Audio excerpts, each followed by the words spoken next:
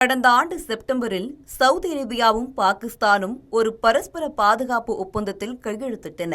இதன் மூலம் சவுதி அரேபியாவுக்கு எதிராக எந்த ஒரு நாடு தாக்குதல் நடத்தினாலும் பாகிஸ்தான் தனது அணுசக்தியை சவுதிக்கு ஆதரவாக பயன்படுத்தும் என்றும் அந்த ஒப்பந்தத்தில் குறிப்பிடப்பட்டுள்ளதாக கூறப்பட்டுள்ளது. எப்போதுமே சவுதிக்கு ஒரு மேன்மைமிகு மெய்காப்பாளராகவே செயல்பட்டு வரும் பாகிஸ்தான் சவுதியுடன் ஏற்படுத்திய பாதுகாப்பு ஒப்பந்தத்திலும் ரியாத்துக்கு எந்த ஒரு பரஸ்பர கடமையையும் சுமத்தாமல் சவுதி அரேபியாவை பாதுகாக்க பாகிஸ்தானை கட்டாயப்படுத்தும் விதிகளே அதிகம் இருப்பதாக விமர்சனங்கள் பாகிஸ்தானிலேயே எழுந்தன. கடந்த பிப்ரவரியில் ஈரான் போர் தொடங்கியதில் இருந்தே மத்திய கிழக்கில் ஈரானின் ஆதிக்கம் அதிகரிக்க தொடங்கியுள்ளது. ஆர்முஸ் ஜலசந்தியை தன் கட்டுப்பாட்டில் வைத்திருக்கும் ஈரான் சவுதி உள்ளிட்ட வளைகுடா நாடுகள் மீது தாக்குதல் நடத்தி வருகிறது. இது மட்டுமின்றி ஏமனில் இயங்கும் ஈரானின் ஆதரவு பெற்ற ஆதிகள் சவுதி வான்வெளியை மீறுவதிலும், முக்கிய எண்ணெய் சுத்திகரிப்பு மற்றும் கடல்நீர் சுத்திகரிப்பு ஆலைகளை தாக்குவதிலும், செங்கடலில் உள்ள முக்கிய கப்பல் போக்குவரத்து பாதைகளை சீர்குலைப்பதிலும், சவுதி எண்ணெய் கப்பல்களை தாக்குவதிலும் மேலாதிக்கம் செலுத்தி வருகின்றன.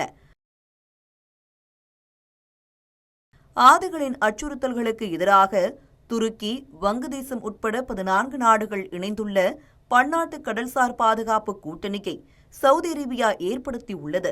சமச்சீரற்ற ஈரானின் தாக்குதல்களில் இருந்து தங்கள் நாட்டின் முக்கிய உள்கட்டமைப்பை பாதுகாக்க அமெரிக்காவின் பாதுகாப்பு உத்தரவாதங்களை இனி நம்ப முடியாது என்று திடமான முடிவுக்கு சவுதி அரேபியா வந்துள்ளதையே இந்த இஸ்லாமிய நேட்டோ அமைப்பின் உருவாக்கம் எடுத்துக்காட்டுகிறது. பாரசீக வளைகுடாவில் பாதுகாப்பை நிர்வகிப்பதில் அமெரிக்காவின் வரலாற்று பங்கு கட்டுப்படுத்தப்பட்டால் அது உலகின் மிக முக்கியமான நீர்வழிகளில் ஒன்றின் மீது தெஹ்ரானுக்கு நிரந்தர ஆதிக்கத்தை வழங்கும் என்று சவுதி மற்றும் துருக்கி எண்ணுகிறது.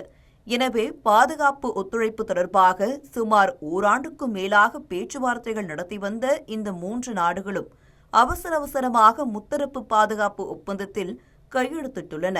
இதில் பாகிஸ்தானும் இணைந்திருப்பதுதான் இந்தியாவுக்கு அச்சுறுத்தலா என்ற கேள்வி எழ காரணமாக உள்ளது.